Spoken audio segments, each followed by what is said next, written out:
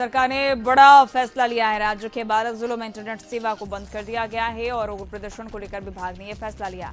19 जून तक इंटरनेट सेवा को बाधित किया गया है, जिसमें कैमूर, भोजपुर, दरभंगा, औरंगाबाद, सारण, वैशाली में इंटरनेट को बंद कर दिया गया है। चंपारण, नवादा, समस्तीपुर, लखीसराय, रोहतास, बक्सर में भी सेवा बाधित की गई है।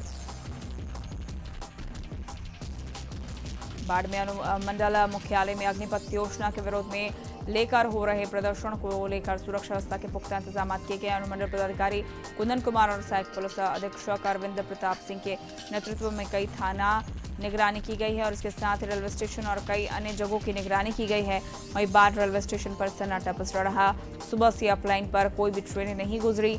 वहीं दूसरी तरफ यात्रियों की संख्या काफी कम नजर आई। वहीं स्टेशन बाजार में भी अधिकतर दुकानें बंद है। अग्निपथ योजना के खिलाफ बिहार बंद को लेकर शेखपुरा में जिला प्रशासन अलर्ट मोड पर है। वहीं छात्रों ने शेखपुरा लखीसराय मुख्य सड़क मार्ग कॉलेज मोड़ के समीप जाम कर आगजनी कर रहे हैं और हंगामा कर रहे हैं। किउल गया रूट पर ट्रेनों का परिचालन ठप है। शेखपुरा रेलवे स्टेशन पर अग्निशमन दस्ते के साथ मजिस्ट्रेट की निगरानी में बड़ी संख्या में सुरक्षा बल तैनात किए गए। बिहार बंद को लेकर आरपीएफ और जीआरपी भी अलर्ट है।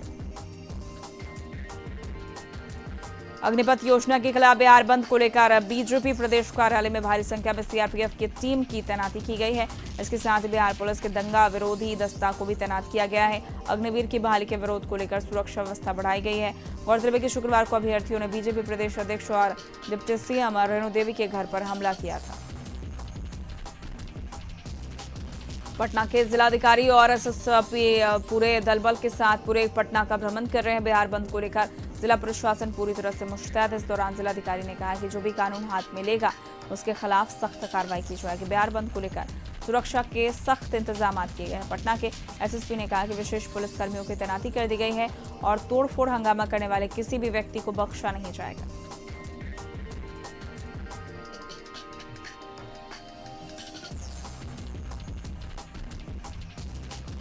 बिहार के दानापुर रेलवे स्टेशन समेत उपद्रवियों की वजह से दानापुर रेल मंडल को लगभग 163 करोड़ का नुकसान हुआ है। इसकी जानकारी देते हुए दानापुर डीआरएम प्रभात कुमार ने बताया कि दानापुर मंडल में उपद्रवियों की वजह से 50 बोगियों में आग लगाई गई है। वहीं 7 रेल इंजन को भी जला दिया गया है। इसकी वजह से 54 पैसेंजर ट्रेनें और 41 एक्सप्रेस ट्रेनों के साथ साथ 3 ट्रेनों को शॉर्ट टर्मिनेटेड किया गया है। कई स्टेशनों और कई सिग्नल को भी क्षतिग्रस्त किया गया है। इस उपद्रव की वजह से रद्द की गई ट्रेनों के यात्रियों के 7 करोड़ रुपए के टिकट को रिफंड किया गया। सभी को मिलाकर लगभग 163 करोड़ का नुकसान होने का अनुमान है। डीआरएम प्रभात कुमार ने बताया कि जिस तरह से आज रेलवे को क्षति हुई है, वैसी क्षति 1974 के छात्र आंदोलन में भी नहीं हुई थी। आरजेडी के प्रदेश प्रवक्ता चितरंजन गगन ने प्रदेश के कई जिलों में इंटरनेट और टेलीकॉम सेवा बंद किए जाने के निर्णय की आलोचना की है। उन्होंने तीखे शब्दों में आलोचना करते हुए इसे सरकार का तानाशाही कदम बताया है। आरजेडी प्रवक्ता ने कहा कि आज जीवन के हर क्षेत्र में इंटरनेट और टेलीकॉम सेवा से जुड़ा हुआ है। इसके बंद कराने का सबसे बुरा असर शिक्षा, स्वास्थ्य, बैंकिंग से लेकर आम रोजमर्रा की चीजों पर पड़ेगा। इसलिए सरकार अपने फैसले पर विचार कर इंटरनेट और टेलीकॉम सेवा को अविलंब चालू करे। मुंगेर के कासिम बाजार थाना क्षेत्र के बेलन बाजार में पानी की बोतल के पैसे मांगे जाने के विवाद में पड़ोसी ने किराना दुकानदार के बेटे को गोली मार दी है और इस बीच दुकानदार की पत्नी बीच बचाव करने आई तो पड़ोसी ने अपने साथियों के साथ उस पर गोली चला दी तो उसके पति को गोली लग गई। वहीं गोलीबारी के बाद पड़ोसी अपने साथी के साथ फरार हो गया। इसके बाद परिजनों ने घायल दिनेश शाह और उसके बेटे विकास कुमार को इलाज के लिए सदर अस्पताल लाया, जहां से दोनों घायल पिता पुत्रों को बेहतर इलाज के लिए भागलपुर रेफर कर दिया गया। सूचना मिलने पर मौके पर पहुंची पुलिस मामले की जांच में जुट गई है। मुंगेर के परहम पंचायत के नवनिर्वाचित वार्ड सदस्यों ने पंचायतों में दलालों की ओर से लाभुकों से अवैध वसूली को लेकर गुहार लगाया। वार्ड सदस्यों ने इंदिरा आवास दिलाने के नाम पर लाभुकों से अवैध वसूली किए जाने के विरोध में जिलाधिकारी को एक आवेदन दिया है। वार्ड सदस्यों की माने तो आवास सहायक विकास कुमार ने वार्ड सदस्यों से कहा कि प्रति लाभुक को 30-30 हजार रुपए ऑफिस खर्च के नाम पर लीजिए। इस बात पर वार्ड सदस्य ने आवास लाभुकों से अवैध वसूली से इनकार कर दिया। तो ही आवास सहायक ने सुरेश मंडल नामक एक दलाल से आवास लाभुकों से अवैध वसूली करवाने लगा है। किशनगंज में बाइक सवार अपराधियों ने एडीजे 3 मनीष कुमार से छिनतई करने का प्रयास का मामला सामने आया है। ये घटना टाउन क्षेत्र के डुमरिया का है। बताया जा रहा है कि एडीजे 3 मनीष कुमार सड़क पर टहल रहे थे, तभी बाइक सवार 2 अपराधियों ने उनके गले से चेन छीनने का प्रयास किया। लेकिन गनीमत रहे कि अपराधी अपने मंसूबे में सफल नहीं हो सके। वहीं घटना को लेकर मनीष कुमार के अंगरक्षक ने टाउन थाने में मामला दर्ज करवाया है। इसके बाद पुलिस मामले की जांच में जुट गई है। बिहार बंद को लेकर फारबिसगंज जंक्शन पर पुलिस फोर्स की विशेष व्यवस्था की गई। फारबिसगंज बीडीओ, सीओ, कार्यपालक पदाधिकारी समेत थानाध्यक्ष खुद मौजूद रहे। पुलिस पदाधिकारी के साथ दंडाधिकारियों की प्रतिनियुक्ति की गई है। अग्निपथ बहाली के विरोध में आज बिहार बंद को लेकर फारबिसगंज में जगह जगह पुलिस बल तैनात किया गया है। फारबिसगंज एसडीओ और डीएसपी लगातार गश्त करते नजर आ रहे हैं। अग्निपथ के खिलाफ बिहार बंद का ऐलान किया गया है। चौथे दिन भी बक्सर और डुमरांव में चप्पे चप्पे पर सुरक्षा के कड़े इंतजाम किए गए हैं। पिछले 3 दिनों से रेलवे को निशाना बनाए जाने के बाद आज रेलवे प्रशासन और जिला प्रशासन की ओर से सुरक्षा के पुख्ता इंतजाम किए गए हैं। भारी संख्या में सुरक्षा बल, डॉग स्क्वाड टीम के साथ साथ मजिस्ट्रेट तैनात किए गए हैं। बक्सर रेलवे इंक्वायरी के मुताबिक आज अप लाइन पर सभी ट्रेनें रद्द की गई है। वहीं टाउन लाइन पर उत्तर प्रदेश की सीमा से बिहार की सीमा में सुरक्षा व्यवस्था मजबूत होने के बाद परिचालन किया जाएगा। अग्निपथ योजना के विरोध में बिहार समेत कई राज्य में अभ्यर्थियों ने प्रदर्शन किया और कई जगहों पर ट्रेन में आग लगा दी। आगजनी और बिहार बंद को लेकर आज नई दिल्ली से खुलने वाली मगध एक्सप्रेस सहित विभिन्न रूटों की 34 ट्रेनें रद्द रहेंगी। पूर्व मध्य रेलवे के मुख्य जनसंपर्क पदाधिकारी वीरेंद्र कुमार ने यह जानकारी दी। 20802 मगध एक्सप्रेस, 13258 जनसाधारण एक्सप्रेस, 22406 आनंद विहार भागलपुर गरीब रथ, 13484 फरक्का एक्सप्रेस समेत 34 ट्रेनों को रद्द किया गया है और कई ट्रेनें डाइवर्ट की गई है।